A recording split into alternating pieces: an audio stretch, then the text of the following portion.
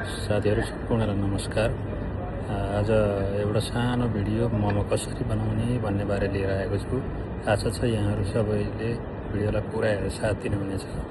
मोमोको लागि फ्रेस मसला रूपमा हामीले अदुवालाई यसरी कुटेर बनाउन सकिन्छ।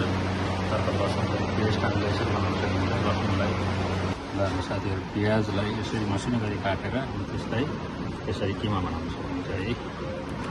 प्याजको किमा सबै रेडी भइसक्यो।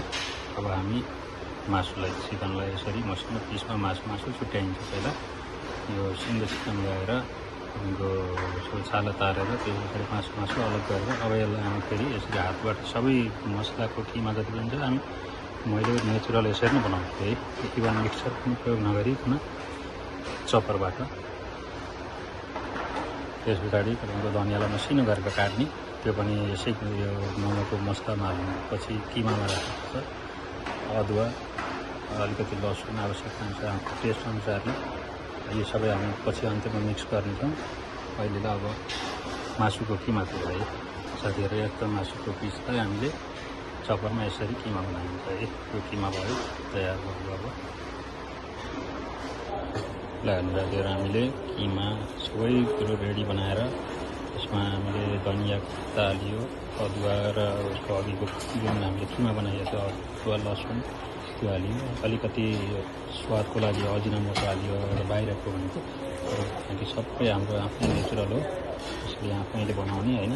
जिरा त्यति बेसा त्यसमा अलिकति नुन आवश्यकता अनुसारले, त्यस पछाडि गएर अजिनामोटो हल्का तेल हालेर यसलाई अलिक मोल्ने।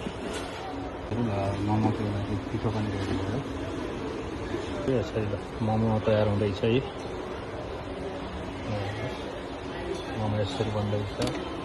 किमा पिठोमै बेल्न यसरी हामी बनाउँदैछौँ है।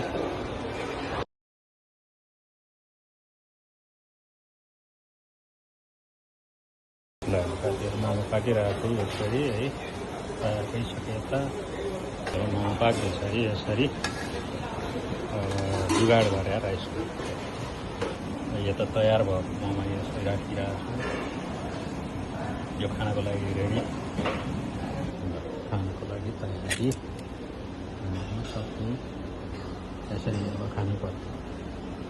तयार भयो है। मोमो खानुको लागि तयार भयो ल है। अन्त्यमा भिडियो कस्तो लाग्यो यहाँको सुझाव सल्लाह र प्रतिक्रिया दिन नबिर्सनु होला। साथै मेरो पेजलाई फलो गर्नु होला। लाइक कमेन्ट र सेयर गर्न पनि नबिर्सनु होला। धन्यवाद।